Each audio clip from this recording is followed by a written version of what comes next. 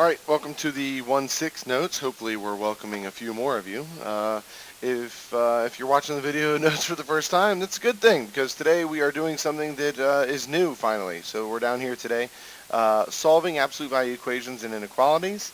And so we'll do this. We'll do some notes. We'll practice when we get to class, and then for those of you that weren't conscious or listening, when we mention this in class, the class after that on Tuesday is the first big summative assessment. Okay. So let's get right into the notes. Absolute value equations and inequalities. So the objective here to write and solve equations and inequalities using absolute value. All right, and there's an elevator problem here. Justify your answer. Blah blah blah blah blah. Basically, what that's trying to get you to understand is that it's 12 feet per floor, whether it goes up or down. And the big thing here is that the absolute value is actually, we all know that it makes a number positive, but what it's actually doing is it's measuring the distance from zero. That's why it's a non-negative. It's a distance measurement. Okay. So the big key, something to understand, and this is important, an absolute value quantity is non-negative. Since opposites have the same absolute value, an absolute value equation can have two solutions. Okay. An absolute value equation can have two solutions, so that sometimes gets difficult. We'll take a look, see. So here we have the definition. The absolute value of a real number is its distance from zero on the number line. That's what I just explained. So whether it's 4 or negative 4, those are both 4 away on the number line from the zero. An absolute value equation has a variable within the absolute value sign. For example, the absolute value of x equals 5. Here, the value of x can be 5 or negative 5 since they both equal 5. That's how we get our extra answer, okay? So if I were to say solve this, the answer would be x equals 5 or negative 5. Because either one of those, when I put an absolute value sign around them, is going to give me a positive 5. Both 5 and negative 5 are 5 units from 0. So let's take a look at problem number uno, all right? That's Spanish, guys. Try and keep up. What's the solution of the absolute value of 2x minus 1 equals 5? And then graph the solution. So what we do is we say 2x minus 1 equals 5, or 2x minus 1 could equal negative 5. The reason we rewrite it as two equations is because it could be positive 5 or negative 5 because of what we just talked about with absolute value. Okay, so we rewrite it. And then we just solve two equations, and then we have two answers. That's it. Okay? X could equal negative 2, or x could equal 3, and you can very easily substitute those in and check it, and you get the same answer both times. No problem. All right? Go ahead and try the guide at number 1. Make sure you graph it. Pause the video here and try number 1. Go. So here's my answer. I set mine up 3x plus 2 equals 4, and then 3x plus 2, that's a plus. Yikes. 3x plus 2 equals negative 4. I solve them one at a time, and I get 2/3 over here and negative 2 over here, and then I graph both those on a number line. No problemo. Let's take a look at another one. Solving a multi-step absolute value equation. Here we're looking for the solution of 3 times the absolute value of x plus 2. These are not parentheses. Okay, we're not distributing. Minus 1 equals 8.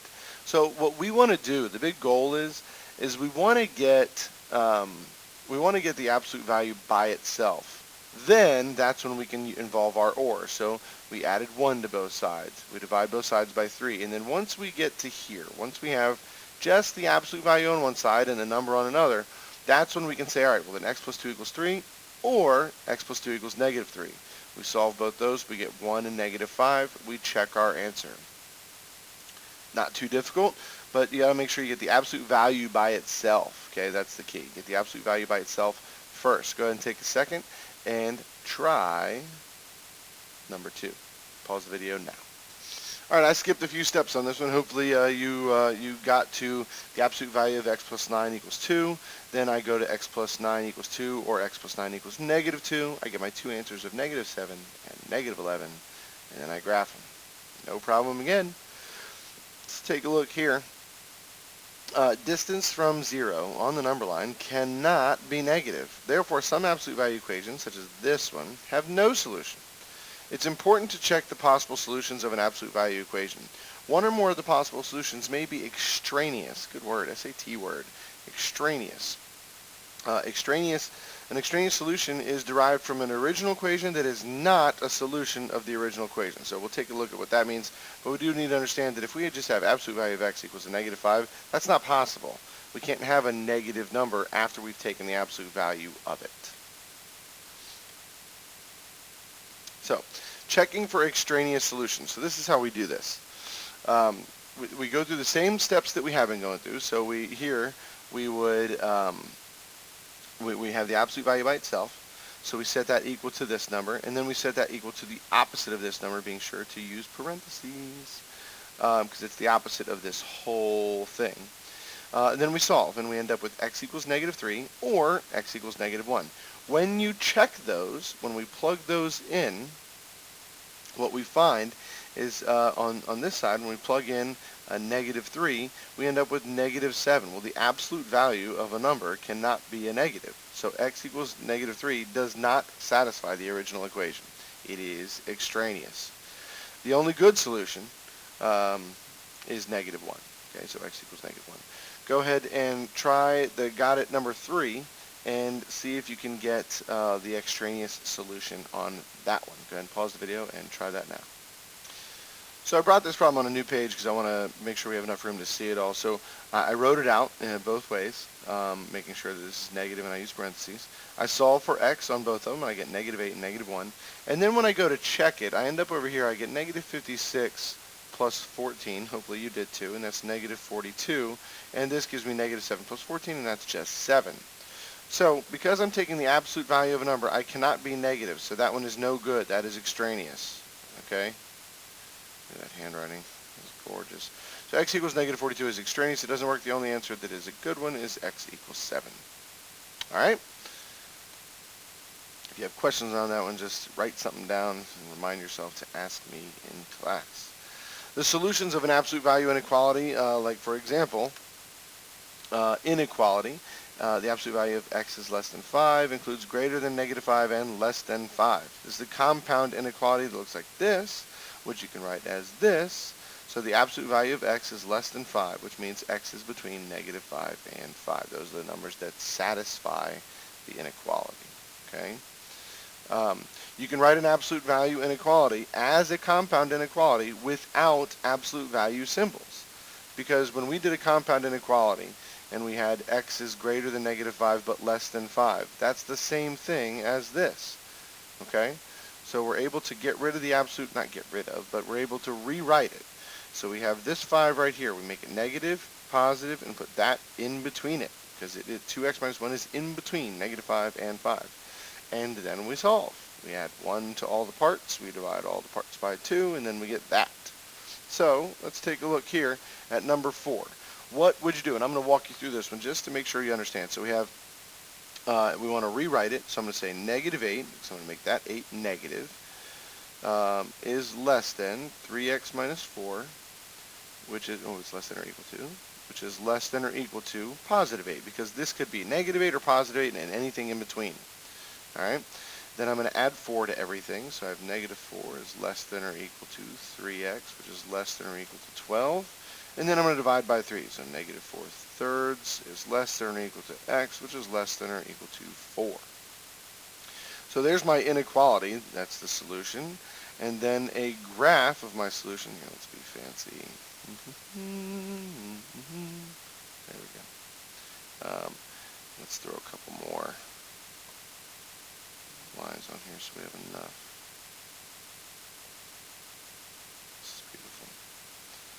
Just beautiful. Alright, so let's say this is 0, so 1, 2, 3, and 4, and all we really need is up to negative 2. Alright, so negative 4 thirds is somewhere in here. It's solid, and positive 4 is right there, and I connect them, and that's it. Okay, that's it. Now, you can check your answer really easily by picking any of the numbers that's in between, any of the numbers that is part of the solution, plug it in, and you should get a response. Like say we choose 0. 3 times 0 is 0, so 0 minus 4, the absolute value of that less than 8, that's negative 4 is less than 8, so 4 is less than 8, so it works. If I pick a number outside of the solution, I won't get a correct answer, right? If I've done the problem right. Let's take a look at what's next. That's the problem we did. All right, so the absolute value of x means x is between -5 and 5. So if the absolute value of x is greater than 5, that means x is outside of the interval. So you can say x is less than -5 or greater than 5. So this is another compound inequality, except for we have or now. So if the absolute value is greater than or equal to the number, it's an or. We just did less than, and that was an and. Greater than or less than and. We'll figure out a way that we can remember that. But really, the easiest thing to do is to separate it, take the absolute values off, okay? And we're going to say it's less than -6 or greater than 6. Less than -6, greater than 6. We solve, we graph, no problem, okay? Let's take a look at that. Go ahead and pause the video and see if you can get an answer there. Okay, so you've unpaused. I've moved my answer over to a new page again just so we can see it all. I'm showing my work here. It's an or because the absolute value is greater than. So then I solve for each. I get x is greater than 1, x is less than -5, and there is my drawing. And that's the answer for part A. The answer for part B, describe, okay? Describe. That means sentence, and we're working on this, so hopefully you guys did this part. If you haven't, go ahead and pause the video again real quick and do that part. But the description is important. We need to be able to do that. So, you know, without doing the work, what does it look like? And the graph would have 2 closed circles. Okay, we know they would be both closed because of the greater than or equal to. So 2 closed circles with an arrow extending to the left.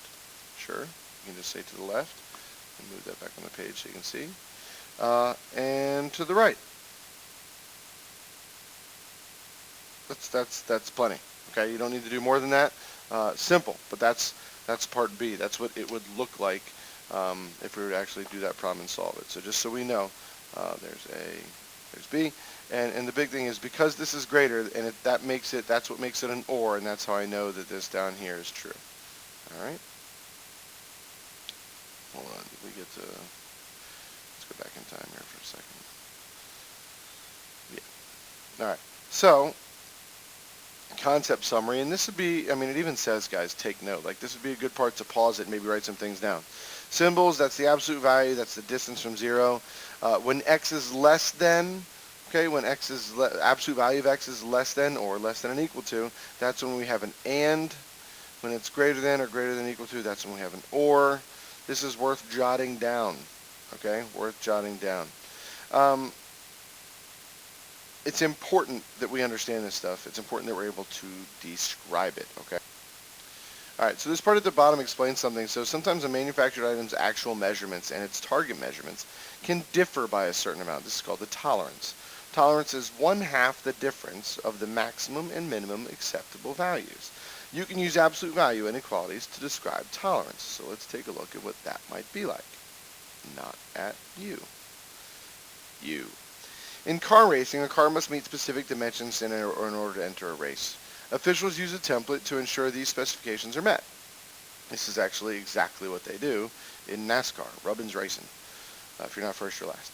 What absolute value inequality describes heights of the model of race car shown within the indicated tolerance? So if the desirable height is 52, and the greatest allowable height is 53, and the least allowable height is 51, the tolerance is the average. It's the big minus the little divided by 2. So the tolerance is 1.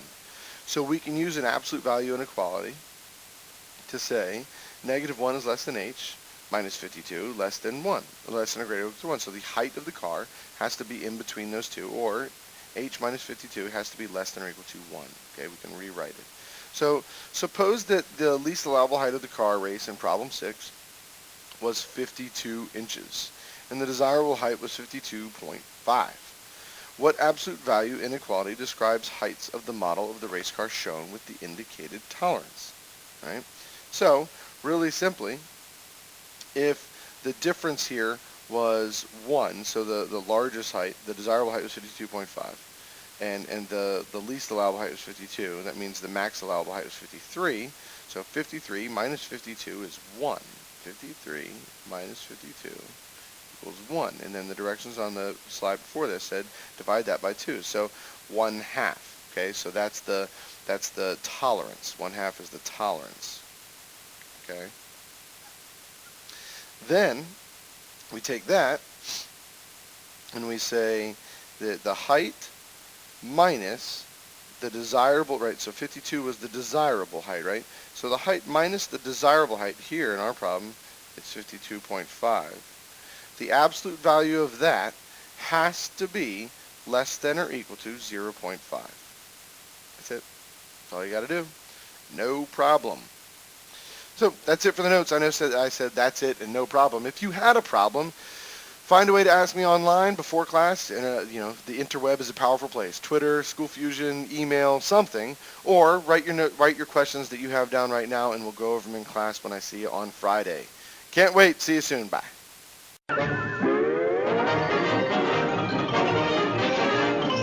That's all, folks.